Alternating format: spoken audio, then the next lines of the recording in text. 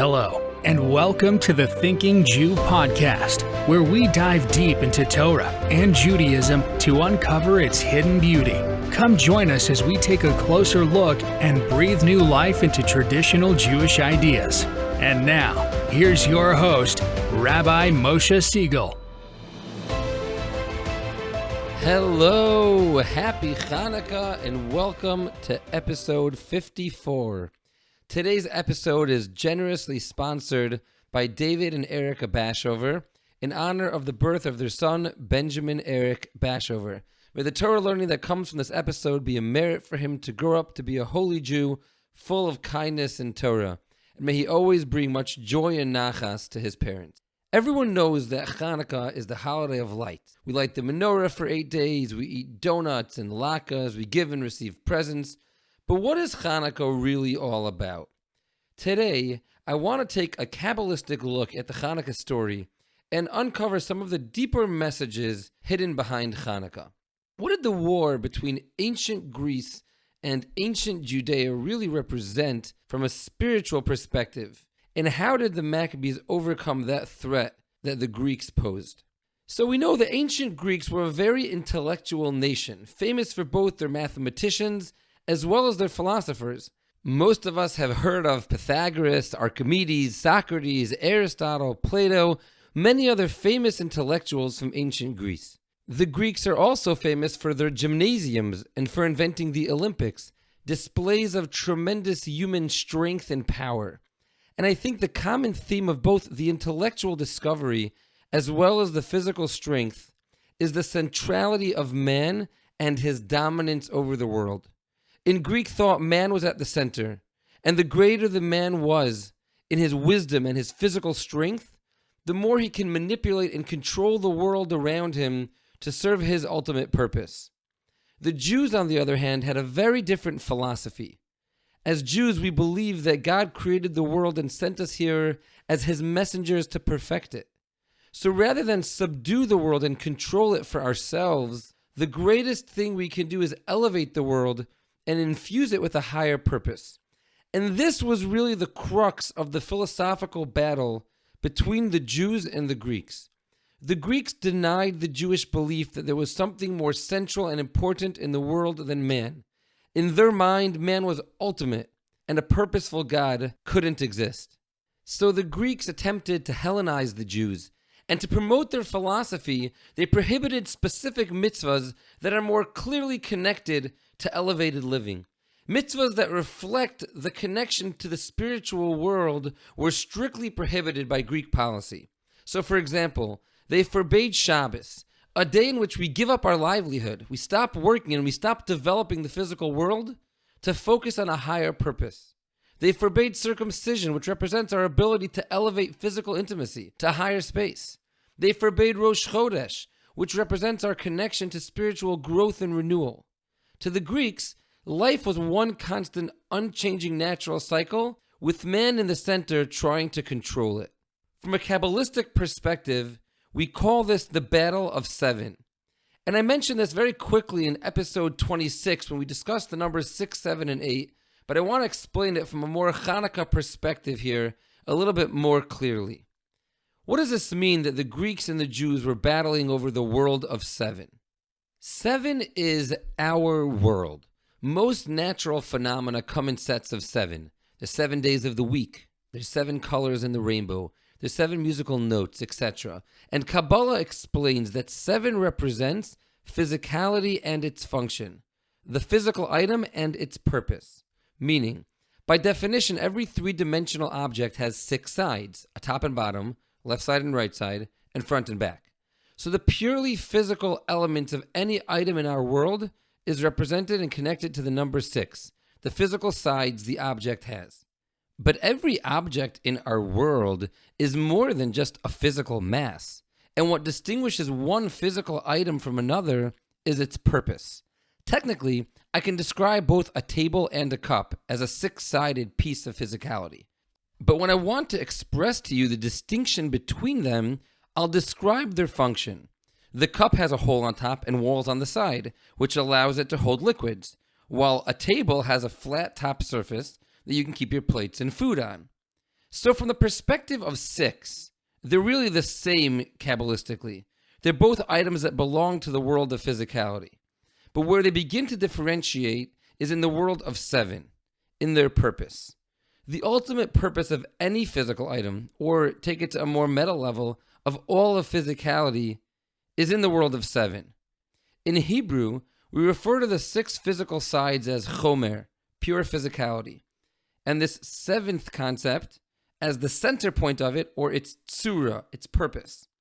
So every item has a chomer, its physical properties, and a tsura, its function, or its purpose. That's why physicality always comes in sets of 7, because the number 7 represents a complete physical unit and its purpose.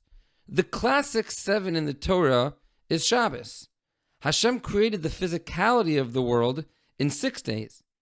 And on the 7th day, he rested. He didn't create any new elements of physicality. Rather, he added purpose to the 6 days of creation. He rested and infused spirituality into the physical world, giving man the ability to now use the world for its purpose. So in the Torah, 7 is the natural world and its purpose. The battle of the Greeks and the Jews was regarding this purpose. What is the function and purpose of the physical world? Where does it draw that purpose from? The Greeks believed that physicality's purpose is determined by man, by the physical world itself. In other words, the Greeks believed that 7 is to be determined by 6. It's just a physical object, and it's this physical man that gives purpose to the world around him, as the physical man, in all of his great wisdom and great strength, decides to do with it. The Jews, however, believed that 7 draws its purpose from 8.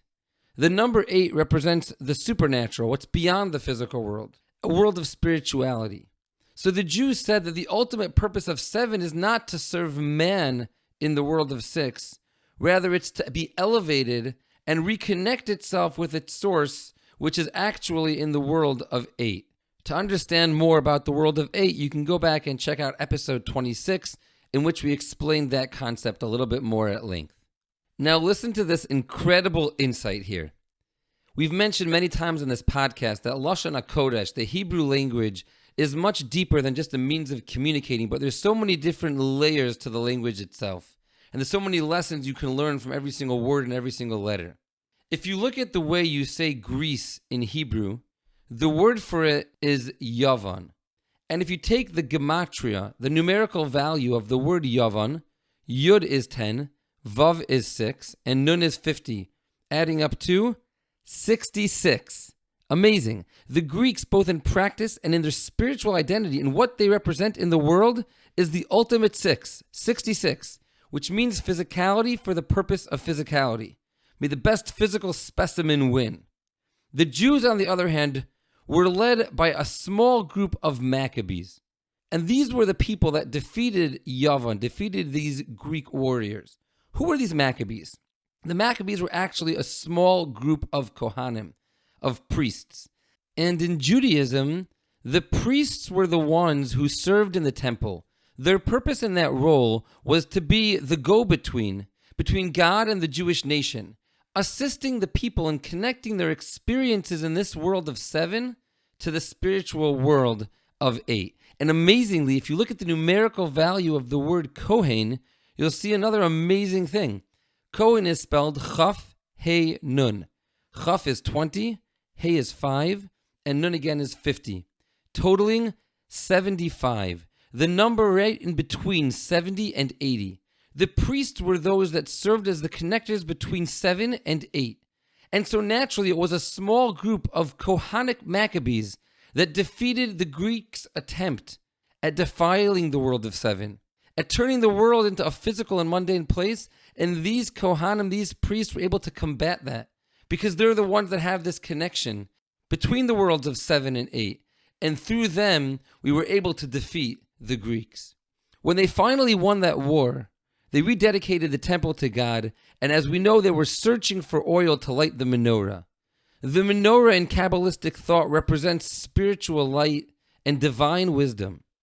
And the Hebrew word for oil, which we light the menorah with, is shemen. Shemen is the same letters, and it's the same root as the word shmona, or the word 8 in Hebrew. Oil is very connected to the world of 8, which is why it was used in the menorah.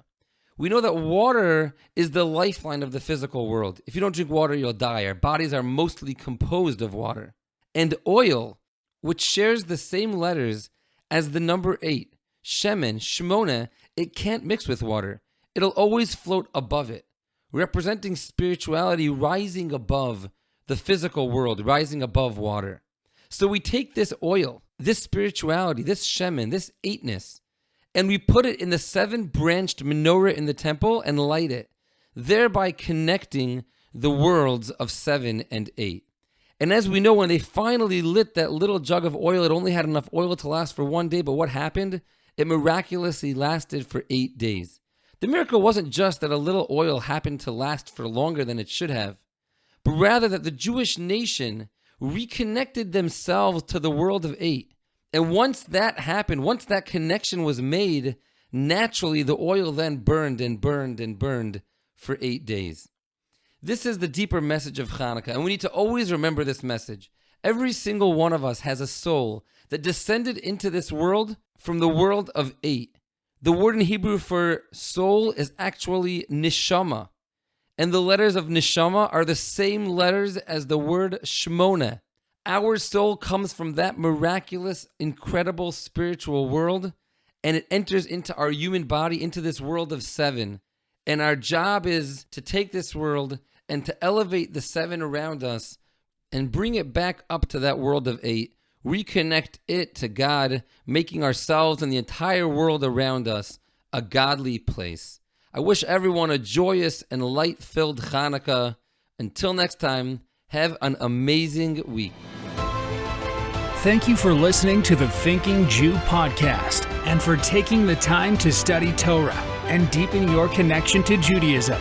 If you found value in today's episode, please leave us a rating or review and subscribe to the podcast.